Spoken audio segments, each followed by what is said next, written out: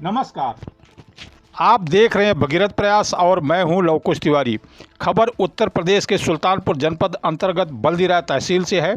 बल्दीराय तहसील के अधिकारियों ने अपनी ड्यूटी के प्रति इतनी निष्ठा और कर्तव्यपरायणता दिखाई है जिसकी शायद ही दूसरी मिसाल मिले। 24 मार्च 2020 से शुरू हुए संपूर्ण लॉकडाउन के दौरान जब समस्त न्यायालयीन कार्य स्थगित कर दिए गए थे, उसी दौरान यहाँ के तत्कालीन नायब तहसीलदार ने 1-2 नहीं बल्कि 62 मुकदमों में अंतिम आदेश पारित कर दिया। इसमें कई मामले तो ऐसे हैं जो खारिज हो चुके थे और इनमें बाद दायरा करवाया गया। कथित रूप से तारीख लगाई गई और उन तारीखों पर प्रतिवादियों को अनुपस्थित दिखाया गया और इसी परिप्रेक्ष्य में अंतिम आदेश पारित कर दिया गया। खास बात यह है कि जो अंतिम आदेश किए गए हैं उनमें से 95% मामले ऐसे हैं जो जुज भाग यानी कि मूल गाटे के टुकड़े से संबंधित हैं। इनमें से अनेक मामले ऐसे हैं जिनकी खारिज दाखिल आदेश हो जाने से उत्तर प्रदेश सरकार को बड़ी राजस्व क्षति भी हुई है। इस मामले में एडवोकेट राम सुमिरन वैश्य ने सरकारी उच्चाधिकारियों से लेकर हाई कोर्ट और सुप्रीम कोर्ट में शिकायत की है, जिसकी एक प्रति यहां आप देख पा रहे हैं। इनकी यह शिकायत स्वीकार कर ली गई है। इसी मामले में कुछ ट्रांसफ़र भी हुए हैं जिसमें चर्चा है कि उप जिलाधिकारी प्रिया सिंह का भी तबादला इसी मामले में किया गया और एक अन्य अधिकारी का भी तबादला इसी मामले में किया गया। ये सब हम नहीं कह रहे हैं, ये सब कह रहे हैं 70 वर्षीय बुजुर्ग अधिवक्ता राम सुमिरन वैश्य। राम सुमिरन वैश्य को आप यहाँ इस वीडियो में आगे सुन पाएंगे, जो ये बताते हैं कि किस प्रकार सरकारी तंत्र भ्रष्ट हो करके गरीब की ज़मीन, दलित की ज़मीन, अनुसूचित जाति जत जात की ज़मीन सवर्णों को दे दी, अंतिम आदेश पारित कर दिया। जबकि इस मामले में जिलाधिकारी का आदेश लिया जाना जरूरी था, लेकिन ऐसा नहीं किया गया। नियम और कानून को ताक पर रख दिया गया। यही वजह है कि सुप्रीम कोर्ट ने एडवोकेट राम सुमिरन की शिकायत को स्वीकार कर लिया है। अब देखना यह है कि सुप्रीम कोर्ट और राज्य सरकार इस मामले में क्या कदम उठाती है। आप यहाँ ये जो चित्र देख पा रहे हैं, एडवोकेट राम सुमिरन वैश्य हैं। ये बता रहे हैं कि हमने इस प्रकार शिकायतें की हैं। जी वकील साहब, अब आप अपनी बात कहें।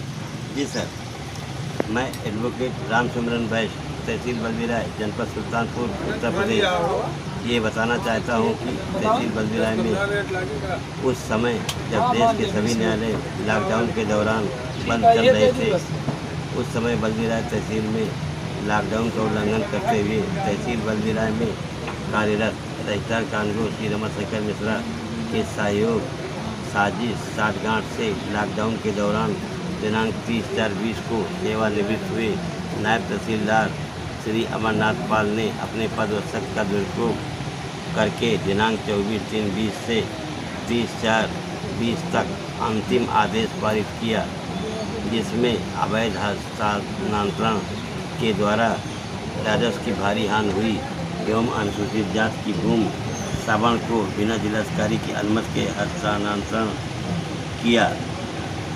ऑनलाइन पोर्टल के माध्यम से यह बात जब मेरे संज्ञान में आई तो उक्त की सूचना पंजीकृत डाक, व्हाट्सएप, जीमेल के द्वारा उप जिलाधिकारी बल्दीराय सुश्री प्रिया सिंह, जिलाधिकारी सुल्तानपुर,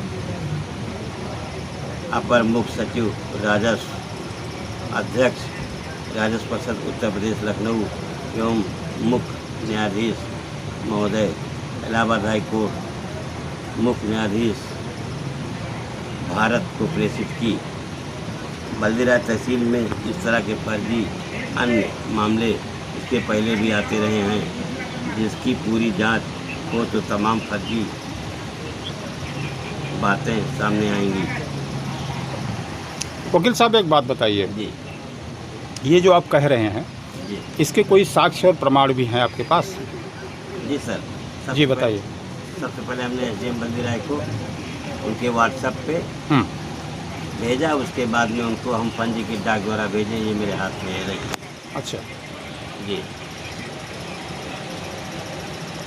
ये आपने किसे भेजा था? उप जिलाधिकारी बल्दीराय को। इसमें आपने क्या बताया था? इसमें हमने उनको बताया था कि उनके संज्ञान में लाने की हमने कोशिश की थी कि संपूर्ण लॉकडाउन के दौरान नायब तहसीलदार बल्दी राय हम्म, और रमन संघ कमिश्नर ने साठगांठ से बहुत सारे आदेश मतलब सारी वस्तु स्थिति से हाँ, आपने अवगत अवगत कराया था इनको। अवगत कराया उनको। ये लगभग कितने दिन पहले की बात होगी? ये होगी सर 10-15 दिन हो 10-15 दिन हो गया। जी। चलिए ठीक है। और दूसरा कुछ? इसके बाद हमने जिलाधिकारी महोदय के व्हाट्सएप पर भेजा था और जिलाधिकारी सुल्तानपुर को हमने पंजीकृत डाक द्वारा भी राइटिंग में भेजा है। अच्छा, ये आपने जिलाधिकारी को दिया है? जी, जिलाधिकारी सुल्तानपुर को। यही सारे मामले इसमें भी आपने बताए हैं? इसी के क्रम में हमने श्रीमती रेणुका कुमार अपर मुख्य सचिव हम्म, राजस्व उत्तर प्रदेश सरकार, जिनके द्वारा ये आदेश निर्गत किया गया था, उनको भी हमने इन राइटिंग भेजा है बाई डाक। हाँ। और इसके बाद जीमेल भी किया है जी, उनके जीमेल आईडी पर जी। इसके बाद हमने माननीय अध्यक्ष महोदय राजस्व परिषद को भी पंजीकृत डाक द्वारा और जीमेल के द्वारा भेजा है इसी संदर्भ में? जी, इसी संदर्भ में। लॉकडाउन के दौरान इन्होंने अपने पद और शक्ति का दुरुपयोग किया और उत्तर प्रदेश सरकार द्वारा जारी आदेश का उल्लंघन किया। जी। ये अवमानना के अधिकारी हैं जी। इनके विरुद्ध कार्रवाई वांछित है। इसी को हमने उच्च न्यायालय इलाहाबाद हाई कोर्ट के मुख्य न्यायाधीश को भी भेजा था। अच्छा। उनके जीमेल पर और पंजीकृत डाक द्वारा। माननीय उच्चतम न्यायालय भारत सरकार को भी हमने CGI को भी रजिस्ट्री पंजीकृत डाक द्वारा और जीमेल द्वारा भेजा है। अच्छा, जी। ठीक है। तो आप ये जो कह रहे हैं कि इसमें भ्रष्टाचार हुआ है, जी, तो ये भ्रष्टाचार किस किस्म का है? थोड़ा सा उस पर प्रकाश डालिए। जैसे लॉकडाउन के दौरान राजस्व न्यायालय का कार्य स्थगित किया गया था कि किसी किस्म का अंतिम आदेश निर्गत नहीं करेंगे। जी। न्यायालय बंद थे। न्यायालय बंद उसी के दौरान इन्होंने जो 62 फाइलों हमारे संज्ञान में आई है, इसकी ये कितनी फाइलें हैं ये? 1 से 62 तक हमारे संज्ञान में आई थी। यानी 62 फाइलें हैं? जी, इसकी कंप्यूटराइज मुकदमा नंबर और आदेश दिनांक, हाँ हाँ हाँ हाँ हाँ। ये भी हमने प्रेषित किया है साथ में सबको। अच्छा, ये सब कुछ आपने पेश किया है? जी, ये अनंत रूप से सत्य है। चलिए, अच्छी बात है। जी। तो इसमें सबसे खास बात क्या है इस मामले में? भ्रष्टाचार का कोई एक ऐसा बिंदु बताइए जो इसमें अवैध हस्तांतरण में राजस्व की भारी हानि हुई है। एजीएम के आदेश से 10,000 15,000 रुपये पेनाल्टी लगती है जो ट्रेजरी में जमा होती है, गवर्नमेंट खजाने में। वो सब नहीं जमा हुआ, सब डकार लिए। अनुमति जरूरी है। 20 अगस्त 2004 के पहले के किसी भी बैनामे में नायब तहसीलदार आर्डर करने में समर्थ नहीं है। अच्छा जी।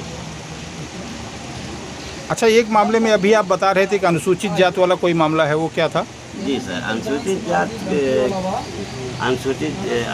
जात की ज़मीन को नायब तहसीलदार इसौली ने, नायब तहसीलदार बल्दी राय ने सावण को बैनामा के आधार पे हस्तांतरित कर दिया, जिसमें जिलाधिकारी सुल्तानपुर की अनुमति नहीं है। बिना अनुमति लिए, यानी कि अगर जो है कोई दलित की भूमि है, अनुसूचित जाति या अनुसूचित जनजाति की भूमि है या कोई प्रॉपर्टी है, तो उसको अगर किसी सवर्ण को हस्तांतरित करना है तो उसमें जिलाधिकारी की अनुमति आवश्यक होती है। आवश्यक मस्ट है, बिना उसके ट्रांसफ़र नहीं किया जा सकता। और इस मामले में बिना जिलाधिकारी के किसी अनुमति के ही ये ट्रांसफ़र कर दी गई है, जी। ऐसा आप कह रहे हैं? जी।